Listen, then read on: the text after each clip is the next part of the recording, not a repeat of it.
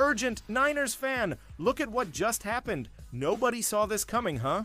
But first, make sure to subscribe to the channel because we bring you daily videos with the latest Niners news, and don't forget to turn on notifications so you don't miss anything. It creates an awkward dynamic Brock Purdy, Mac Jones toxic locker room relationship.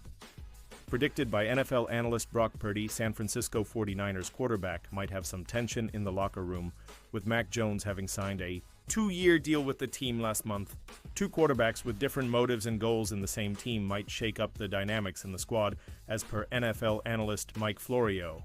While Purdy is definitely the star in the San Francisco 49ers team, it looks like Jones is coming to the team to try and redeem his name after struggling on the field in the last couple of seasons, according to Florio. Mac Jones is not going in there to be Brock Purdy's caddy. He's going in there to show everyone that he can be better than Brock Purdy, and I just think that it creates an awkward dynamic, potentially.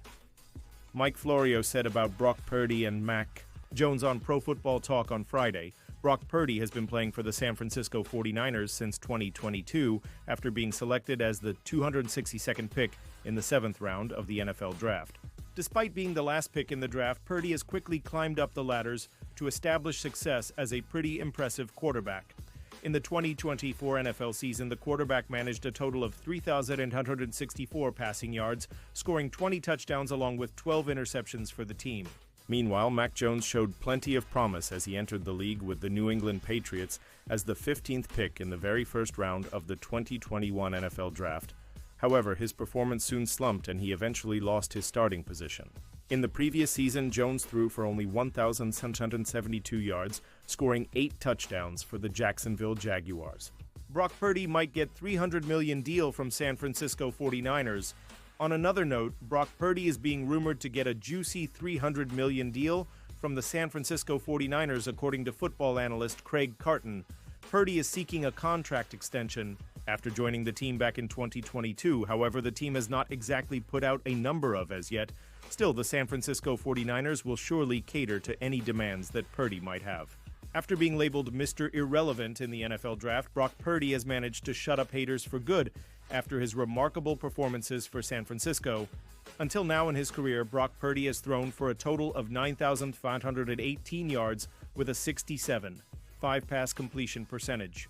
Pausing this news just to say that if you want YouTube to keep recommending the latest Niners news to you, it's very important that you leave a like on this video. Thanks. Now, let's get back to the news. 2 reasons why the 49ers needed to sign.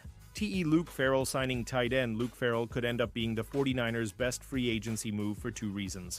Finding an adequate number 2 tight end alongside George Kittle has been a goal of the 49ers for the last 2 years. The 49ers believe they have accomplished that goal after they signed former Jaguars tight end Luke Farrell to a 3-year deal for $22 million with $11 million guaranteed. I've gone back and forth on his addition.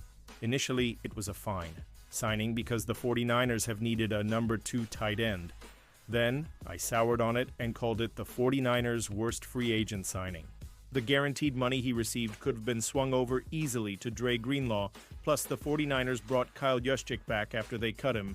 Juszczyk has been acting as the number 2 tight end the last 2 years, so with Farrell signed, the 49ers didn't need him anymore. When he resigned, it made Farrell an odd move. However, at the NFL owners' meetings, Kyle Shanahan emphasized the importance of signing Farrell, creating 2 reasons why the 49ers needed him. First reason, we really needed a number 2 blocking tight end, said Shanahan. Losing Charlie Woerner, we haven't been able to replace him yet. I thought Eric Sauber came in and did some good things for us last year. But for Luke to be available where we got him price-wise and everything, we thought we got one of the better blockers in this league and someone who can bring some stuff in the pass game also. No duh, right?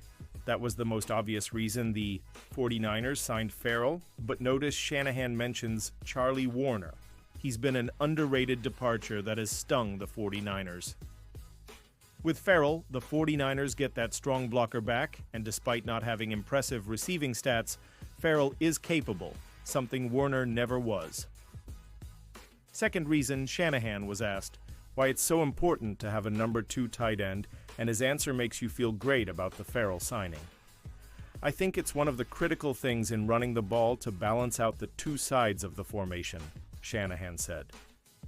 When you have a threat to go to defensive end on both sides of the ball is a big deal. Kittle's really good in pass protection, but you don't always want to use a guy in pass protection who's really good in routes and everything. Having another tight end with the length to block defensive ends is important, so you can double team the inside guys with the O-line and get someone like Kittle out on routes. Farrell will allow the 49ers to use Kittle as a receiver more. Too many times the 49ers use Kittle primarily as a blocker or for emergency outlets close to the line of scrimmage. No longer will that be the case. If Farrell's addition means more volume for Kittle, then he will end up being one of their best off-season moves. Chargers take $6 million risk on former 49ers. Quarterback bust, the Los Angeles Chargers have had a very busy offseason thus far, and that continued on Friday. Of course, Los Angeles is desperately trying to do what they can to upgrade their roster to compete with the other top teams in the AFC, including the Kansas City Chiefs in their own division. They have already made some interesting moves on the offensive side of the ball, as they have signed players like Najee Harris, Tyler Conklin, and Mike Williams to give quarterback Justin Herbert more weapons. While the Chargers have made some popular moves on the offensive side this offseason, they decided to make a daring $6 million move on Friday. On Friday, the Chargers signed Trey Lance to a one-year contract worth up to $2 million, according to NFL Network's Mike Garafolo. Chargers QB Trey Lance agreed to terms on one-year contract worth up to $2 million via Mike Garafolo pick. Twitter, ComPRL3R5IW7K NFL. April 4, 2025. This comes as a very surprising move for Los Angeles, as they already have Herbert as their starter and Taylor Heineke as the backup, leaving Lance to fall to third on their quarterback depth chart. Of course, Lance was the former third overall pick by the San Francisco 49ers in the 2021 NFL Draft, but has leaned toward being a bust after San Francisco replaced him with Brock Purdy in 2023 when they traded Lance to the Dallas Cowboys. Lance then spent last season as the third-string quarterback for the Cowboys, where he sat behind both Dak Prescott and Cooper Rush, making one start in which he threw for 266 yards and an interception. The 24-year-old will now get another opportunity in the NFL with the Chargers as he tries to live up to the hype that surrounded him heading into the 2021 draft. Despite this, Lance will struggle to find playing time in Los Angeles, with him likely heading towards being listed third on the depth chart, which will make him more of an observer next season unless Herbert or Heineke suffer an injury. And now, Niners fan, I want to hear from you. What's your opinion on this? Drop your thoughts in the comments. I don't know if you know this, but your opinion matters a lot for Niners. I'll be back any moment with more Niners news.